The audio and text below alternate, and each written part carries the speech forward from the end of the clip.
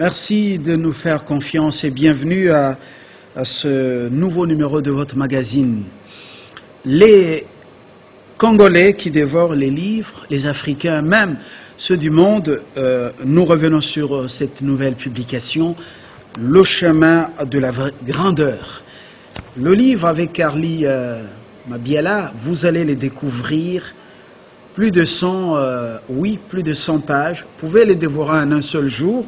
La fois passée, nous avons fait une lecture apprivoisée consacrée au premier chapitre. L'auteur était avec nous sur ce plateau, José Boukassa. Bienvenue. Merci Fabien. Alors, une lecture post-confinement. Ah oui, bien sûr. Vous êtes docteur, c'est votre ministère. Oui. Conférencier international et prédicateur de la parole de Dieu. Vous êtes donc à la tête de GB Ministries et le représentant légal de la communauté Jésus-Christ, réparateur de brèches, 4e rue Limité. C'est ça. À Kinshasa. Donc, vous avez un certain nombre de livres déjà qu'on a eu à explorer. Le premier, c'était quoi encore? Mystère des 4 vents. Mystère des 4 vents. Ah, c'était riche. J'ai eu beaucoup d'appels, beaucoup de réactions. Gloire à Le Dieu. deuxième, c'est... Le secret des hôtels. Secret des hôtels. Voilà, c'est vraiment de la hauteur. Ah oui. Il faut le parcourir. Aujourd'hui, nous faisons une rélecture, ou la suite de la lecture du chemin de la vraie grandeur. Docteur Boukassa nous présente ou nous fait découvrir la grandeur infinie de Dieu placée dans les 4 petits animaux. D'abord, les fourmis, les damons, les sauterelles et le lézard, une sagesse dont l'homme a besoin pour marcher sur le chemin de la vraie grandeur. On peut beaucoup apprendre de ces animaux, surtout nous les Congolais. À titre de rappel, parce qu'on en avait déjà parlé, les fourmis, d'abord, je rappelle, vous parlez à la page 23 des secrets des fourmis. Ah oui. Alors, je rappelle, en passant, que vous présentez les fourmis comme étant les championnes de la conscience personnelle et de l'autodétermination. Vous présentez également les fourmis comme étant celles qui nous inspirent la notion du temps et de la prévision. Et ensuite, vous nous présentez à travers les fourmis la foi et la persévérance. Des petits animaux, Et vous avez continué, avant de conclure, nous présenter l'unité dans l'action à travers les fourmis. On travaille toujours ensemble. Alors, aujourd'hui, nous parlons de la force du daman. À titre de... Vous allez rafraîchir la mémoire des téléspectateurs. Tous les amoureux du livre, amoureux de la bonne lecture, amis du livre, les fourmis, en ce moment où Covid est passé par là, les problèmes au pays, l'insécurité, le peuple congolais lui-même qui revient avec les antivaleurs, le tribalisme, le régionalisme. Qu'est-ce que nous pouvons apprendre encore des fourmis? Non, les fourmis, c'est comme nous l'avions dit autrefois, merci, que c'est un peuple qui travaille toujours dans l'unité. Donc les fourmis, quand on étudie toutes les espèces, il n'y en a pas de solitaires. Donc ils vivent toujours en communauté, ils travaillent pour un même objectif, pour la même vision. Elles sont toujours soudées. Ce qui veut dire pour nous, peuple congolais, de partout ailleurs, que nous sommes en ces temps difficiles, nous avons encore besoin de l'unité, de la persévérance, de la détermination pour arriver à sortir de tout ce qui est en train de nous tourmenter après ces moments longs de maladies, de pandémies. Et nous avons besoin de nous réconsolider, de nous fortifier, d'être la main dans la main, et d'être convaincus que nous pouvons encore aller de l'avant. Très bien. Un rappel important, elles ne se plaignent pas, les fourmis, quelle que soit jamais découragées. La force des prédateurs, elles sont toujours au travail, elles préparent leur moisson pour des temps difficiles. Si elles se croisent, c'est une salutation de courtoisie. Vous ne verrez jamais les fourmis se jamais différentes les uns les autres, hein, donc ils ne se bagarrent jamais, donc ça veut dire qu'il y a de l'amour, ils savent qu'ils vivent pour la communauté. Donc c'est plus encore la fourmi ne vit jamais pour elle seule, donc elle vit pour les autres. Pour les autres. Alors nous reviendrons sur ça parce que moi je crois que ce livre reste d'actualité. Ah oui. Si les hommes, les Chinois, les Américains ne nous ont pas inspirés, alors recourons à la nature. La fourmi est une... C'est pourquoi Dieu d'ailleurs, Dieu paraissait va vers la fourmi. Donc Dieu demande aux hommes d'aller vers la fourmi pour apprendre. Donc le Créateur sait que dans la fourmi, il y a des choses que l'homme doit apprendre. D'accord. Ah oui. Les damans. C'est quoi les damans? À la page 45, vous nous présentez les damans. Dans un langage, pour ceux qui vont dévorer ce livre, ils vont trouver la définition scientifique et autres, mais dans un langage vulgaire, les damans, c'est quoi? Oui, les damans, c'est, bon, comme nous l'avons vu, parce que nous avons pris le passage qui nous a inspiré des Proverbes 30, du verset 24e, pour les damans, c'est verset 25e, 26e. Ici, en fait, c'est une espèce rare. Je ne pense même pas qu'on puisse le retrouver vraiment ici, mais il est proche des lapins, quoique étant différent par les oreilles courtes, parce que le lapin en a de longs. Bon, mais c'est presque, il se ressemble à peu près, quelque part. Donc, si on veut avoir l'image des damas, on peut se référer un peu au lapin. Mais le lapin est plus rapide, plus fort, mais le damas est faible, il ne peut pas courir comme les lapins, bien sûr. Alors oui, vous le dites bien à la page 47, c'est un petit mammifère ongulé, ses doigts se terminent par des sabots, au caractère primitif, il est herbivore. On le rencontre en Afrique et en Asie mineure. Pourquoi le choix de cet animal, le daman? Oui, je crois apparemment faible, parce que quand vous le comparez au lapin, apparemment il est faible. Oui. Pourquoi le daman? C'est là qu'il y a même le mystère de Dieu en le mettant dans le livre. Quand vous allez, si pour les Juifs, les Israélites, on vous dira que c'est un animal impur, parce qu'il ne rumine pas. Il est d'abord impur, il est faible. Mais Dieu va le prendre comme modèle. Donc ça veut dire ce que nous, hommes, considérons comme faibles, Dieu trouve dedans des richesses. C'est pourquoi nous parlons ici même du chemin de la vraie grandeur. Parce que nous, on définit la grandeur selon notre entendement, mais cependant, la parole de Dieu, et Dieu lui-même sait qu'il y a parfois la grandeur là où on ne voit pas la grandeur. Donc, et là, le damas a été pris à la surprise de tout le monde. Moi, je dis d'abord, si on posait aux hommes la question de savoir entre les lapins et les damas, qui doit être sauvage et qui doit être domestique? Parce que le damas, c'est un animal sauvage. Donc, il vit encore dans son milieu naturel, mais le lapin a été domestiqué. Ok, le lapin peut bien se défendre. Donc, attraper un lapin pour tout. Bon, je parle de villageois, tout ça qui ont vécu avec des lapins. Ils ont déjà vu la course entre le chien, le lapin, ou chat, lapin. On l'attrape pas facilement. Mais il est domestiqué. Mais celui qui est faible, il vit au milieu de loups, au milieu des lions, au milieu de tous ces animaux carnivores qui peuvent le dévorer facilement. Mais Dieu le prend parce qu'il y a une sagesse en lui. La sagesse, c'est de découvrir qu'il est faible. Mais étant faible, il doit savoir se protéger. Et à la page 48, vous le dites bien quand vous parlez de la faiblesse et la conscience. Oui. Vous faites référence à Socrate qui a dit « connais-toi toi-même ». Voilà. Vous quittez un peu le livre de Proverbes pour aller chez Socrate, un grec. Oui.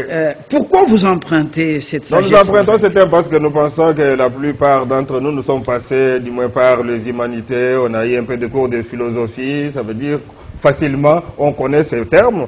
Beaucoup, on s'est trouvé dans nos cahiers, on écrit « connais-toi toi-même », tout ça sont des pensées qui sont courantes. Voilà. C'est pourquoi nous avons emprunté ça pour amener les gens sur le terrain encore plus pratique, pour qu'ils sachent que ce n'est pas seulement de la Bible, mais dans la sagesse même humaine, on doit apprendre à se connaître. Donc le daman est conscient de sa faiblesse. Oui. Étant conscient de sa faiblesse, qu'est-ce qu'il développe comme comportement? Étant faible, d'abord, je voudrais dire ceci. Vous savez que l'une des grandes erreurs des hommes aujourd'hui, c'est de ne jamais se rappeler de leur état, de ne pas savoir réellement ce qu'ils sont. L'homme, d'une manière générale, oublie qu'il est trop fragile, qu'il est trop faible. Donc, ceux qui ont l'argent, ils pensent qu'ils sont forts parce qu'ils ont l'argent. Ceux qui ont le pouvoir, ils pensent qu'ils sont plus forts parce qu'ils ont le pouvoir. Ceux qui ont étudié, ils pensent qu'ils sont plus forts parce qu'ils sont intelligents. Mais ils oublient que nous sommes des êtres trop fragiles. Et le Dhamma, lui, a cette sagesse de savoir que je suis faible, d'où je dois savoir où habiter. Je dois savoir où vivre. Pour être à l'abri des prédateurs. Être à l'abri des prédateurs. Donc, mais l'homme s'expose. L'homme s'expose. Il prend les photos de sa femme, des enfants. Même là où j'étudie, il met sur Facebook. Il dit voilà, il dit même je viens d'accompagner l'enfant à l'école. Et tout ça. Alors, voilà. Mais les ennemis peuvent venir piquer l'enfant à l'école. Facilement.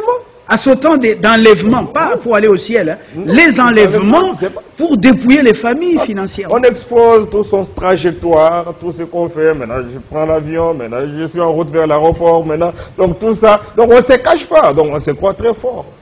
Mais le Dhamma, lui, sait que je suis faible. Je ne peux pas m'exposer. Je dois m'abriter. C'est comme ça que son logement, la Bible dit, il a fait sa demeure dans les rochers. Dans les rochers. Et il sait qu'on n'accède pas facilement dans les fentes des rochers. Donc, parce que c'est dans les fentes des rochers qu'il va trouver refuge. Et là, même si tu es un boa, tu n'y entreras pas facilement. Je me souviens qu'autrefois, quand on bougeait beaucoup, j'ai fait des selfies à certains endroits avec des grands. Et le retour, c'était pas facile. Ah oui. Depuis ce temps, j'ai décidé, je suis dans les médias, mais de vivre caché, voilà, et de ne pas tout placer sur les réseaux sociaux. Ouais. C'est très, très important. Ouais. Ouais. Vous faites recours ici à Hitler, Ceausescu, Mobutu et Kadhafi, qui ont régné et écrasé leurs congénères avant de finir tragiquement leur vie. Pourquoi évoquer les ceci?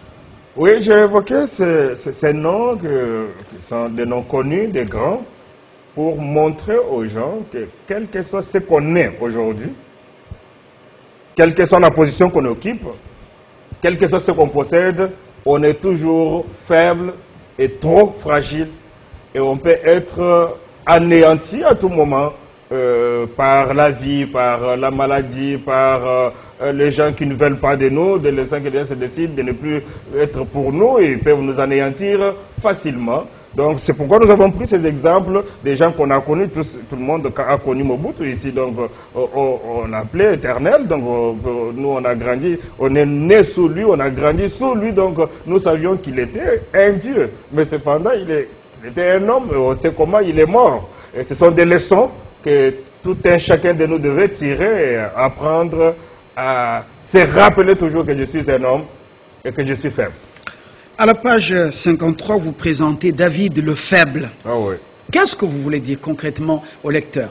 David le faible, oui. Pourtant un grand roi. Oui, quand vous lisez les psaumes de David, vous allez voir toujours qu'il faisait recours à l'Éternel.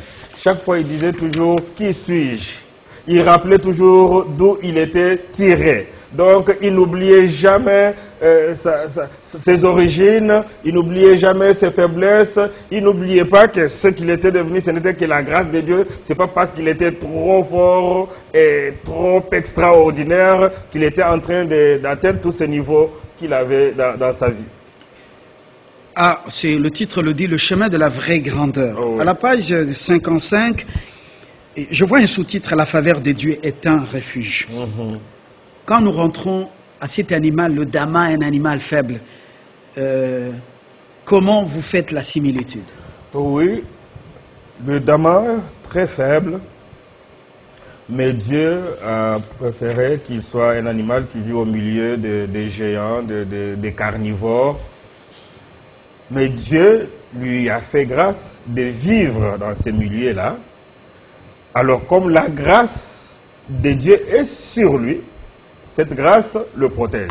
Ça veut dire si Dieu... Et parmi ces prédateurs, il y a l'aigle également. L'aigle, comme on l'a montré dans le truc, l'aigle est trop atroce contre les damas, parce que ce sont des petits animaux qui peuvent prendre facilement.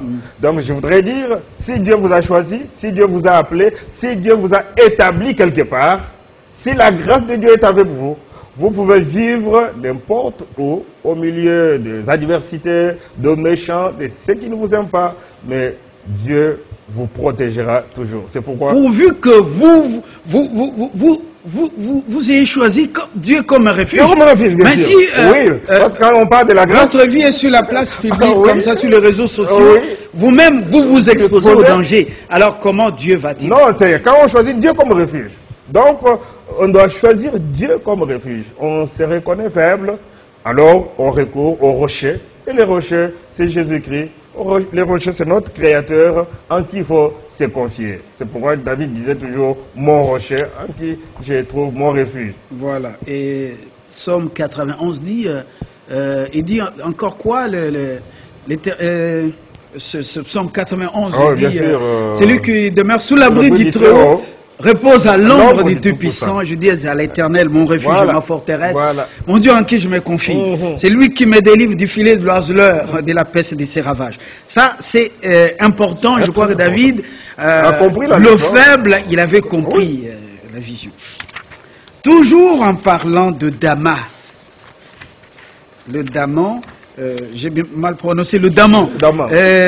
Vous, à la page 60, vous dites, comme un lion rugissant, le diable rôde cherchant qui dévorer et le rocher des âges est toujours prêt à nous accueillir. Ah oui. Ce rocher des âges, c'est qui? C'est Jésus-Christ de Nazareth. La Bible dit, le diable rôde autour de nous comme un lion rugissant. Ça, c'est ça, c'est le diable, c'est tout le jour, il rôde. Et les enfants de Dieu oublient cela, que le diable, c'est un rôdeur. Il est là tous les jours avec l'intention de nous dévorer à chaque occasion qu'il le peut. Mais il faut nous rappeler toujours que nous avons le rocher et ne l'oublions pas.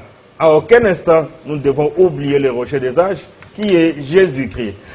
Si le piège, c'est que quand nous avons un peu de force, un peu de moyens, nous oublions que notre force n'est pas dans tout ça. Notre abri n'est pas dans tout ça. Notre abri, c'est dans l'Éternel. Tous, hommes de Dieu, enfants de Dieu, souvent, quand nous atteignons un certain niveau, on s'est mangé sans beaucoup d'intercession, on s'est se loger sans beaucoup de prières.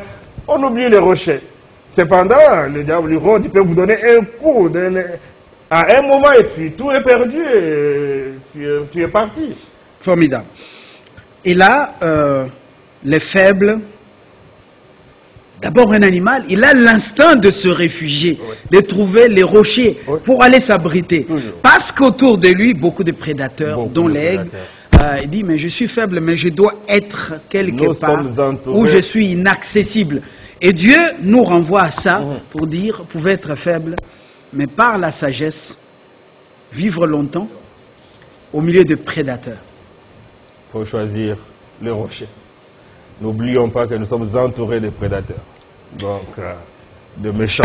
C'est terrible. Ah oui. Nous avançons dans cette lecture.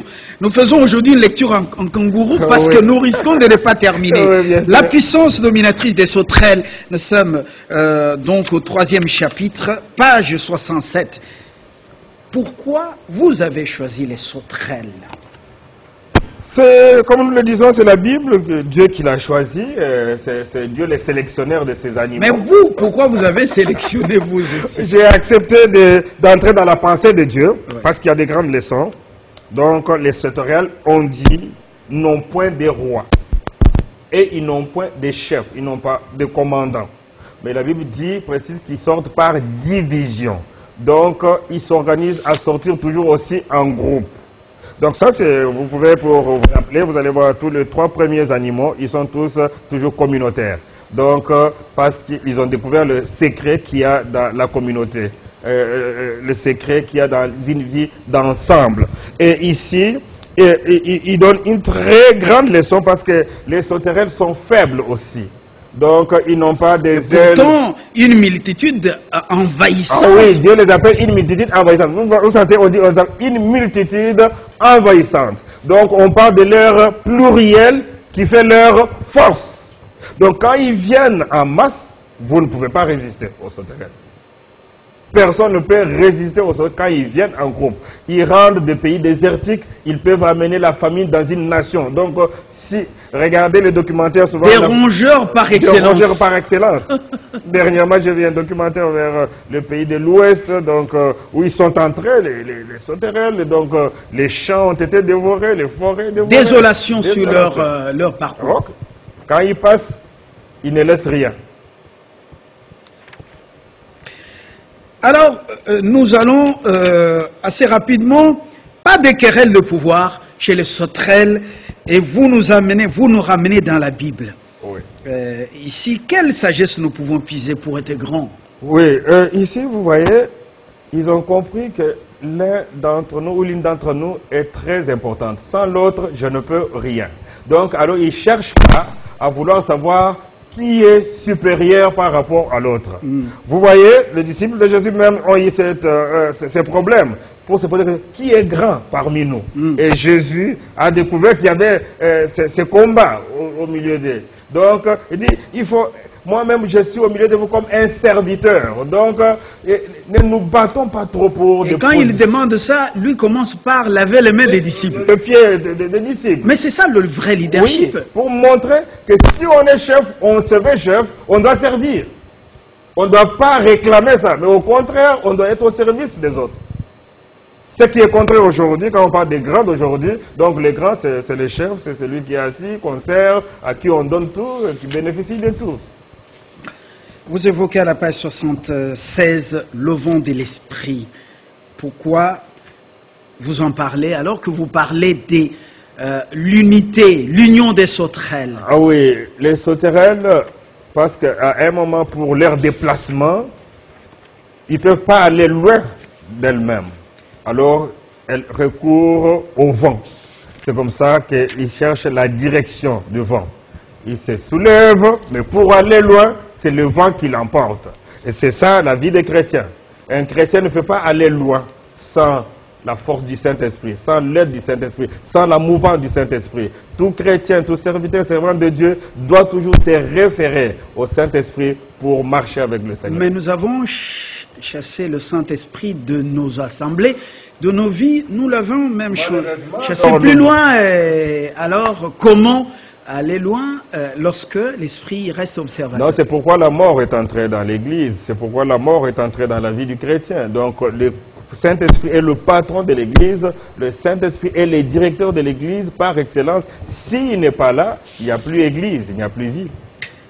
Les derniers chapitres, c'est le 4e, la destinée du lézard, oui. Le 4e animal qui peut nous inspirer une sagesse. Vous nous en parlez à la page 89. La destinée du lézard. C'est quoi concrètement la destinée du lézard? Oui, nous avons parlé de la destinée du lézard parce que, vous voyez, on dit le lézard qu'on tient avec les mains se retrouve dans le palais. Donc, on montre que le lézard a un chemin. Le lézard a un parcours. Le lézard va vers un point. Donc, il peut être ici, il peut être dans une brousse qui est à côté de vous, mais lui, il sait que sa vie, ce n'est pas là. Sa vie, c'est dans le palais qu'on va le retrouver. Ça veut dire qu'il est très conscient de sa destinée. Il est très conscient de là où il va. Il sait qu'il ne finira jamais là où il est. Alors que le Congolais lui-même ne sait pas que sa destinée, elle est glorieuse. Et ce pays, c'est la locomotive de l'économie africaine. Bien sûr, c'est bien sûr. Est-ce que ça nous... c'est en nous, c'est en notre subconscient collectif. C'est pourquoi nous parlons de ceci et nous voulons rappeler à l'Église, aux enfants de Dieu, que nous devons savoir que nous ne sommes pas n'importe qui. Mais ce livre n'est pas seulement destiné aux enfants de Dieu. Non, pas nécessairement. Ce livre est destiné à toute une nation. Toute une nation, bien sûr. Ne vous limitez pas aux enfants de Dieu. Comprenez notre langage de pasteur, parfois on parle enfants de Dieu, mais ce livre est pour toute une nation. Le lézard... Quelle que soit la distance, il sait que sa place, c'est dans les maisons royales. Oui, il va lentement, doucement. Il est fragile lui-même aussi. On peut l'écraser à tout moment, mais il n'a pas peur de ça. Il avance et il sait qu'il va arriver. La persévérance jusqu'au bout, c'est une qualité du lézard? Oh oui, il persévère. Généralement, vous allez voir parmi ces 4, il est le seul qui est solitaire. Lui, il ne regarde pas son voisin. parce que parfois les voisins distraient. Il s'est dit, moi j'ai un chemin, j'ai un parcours, je vais vers là où je vais et j'arriverai. Et il ne se décourage pas. Il traverse des brousses, il traverse des routes où il peut être écrasé, où il peut être tué, mais il sait qu'il va arriver vers sa destinée qui est le palais. Et on le rencontre dans les palais. Oui, il est là. Vous résumez ce livre, pour ceux qui viennent de nous prendre en cours de diffusion, résumez ce livre en, je peux dire, en 4 phrases et nous concluons. Oui, ce livre, Le chemin de la vraie grandeur, c'est parce que Dieu a mis une sagesse dans ces 4 petits animaux qui sont les fourmis, qui savent, qui ont la notion du temps et qui ne se découragent jamais. Les damas qui sont faibles mais qui ont trouvé les rochers de protection qui est Jésus-Christ. Les sauterelles qui sont aussi faibles mais qui se confient en la direction du vent pour aller plus loin. Et les lézards, quoique faibles mais qui connaît, qui sait, qui va vers le palais. Et c'est là sa destinée, le palais royal. La gloire. C'est fantastique. Alors, vous ne pouvez pas lire ce livre et rester la même personne. Dirigeant politique, des institutions, citoyens congolais, africains, vous le lisez, vous le terminez et vous continuez à agir de la même manière, je ne pense pas. Tentez de le faire. Vous allez changer votre façon de voir les choses, vous allez changer votre façon de faire les choses et vous cesserez de vous plaindre. Les fourmis, quand on les écrase, celles qui restent vivantes continuent le chemin. S'ils trouvent l'os qui pèse, elles vont mobiliser les autres pour qu'on le transporte, cet os, jusqu'à la maison de provision. Elles sont formidables. Mais nous, on se chamaille, on se rentre dedans, on s'insulte, on va réveiller les démons de nos villages, sorcellerie et autres, alors que les Chinois ici sont en train de prendre possession de notre pays. Les Libanais, les Indo-Pakistanais et les autres. Ils ont même des banques ici. Nous, on a vendu même les dernières banques qui nous restaient. Était à Bissau. Alors, où est-ce qu'on peut le trouver? On peut trouver ça à la 4e rue, là où il y a le siège de notre église, 4e rue résidentielle, avenue du 27 octobre 293, bar 7. Et d'ailleurs, nous en parlons cette semaine. Nous sommes en train d'utiliser ces notions dans notre semaine d'action des grâces. Depuis hier jusqu'au dimanche prochain, tous les jours. Celui qui veut nous écouter, il peut venir nous écouter, s'en procurer une pour la lecture. D'accord. Alors, le numéro, on peut vous contacter quel numéro? Oui, 081 98 98 11 035. Vous pouvez reprendre? 081 98 11 035. Ou soit au 081 86 73 ou 73 pour les Belges, 847, on peut vous vous aider.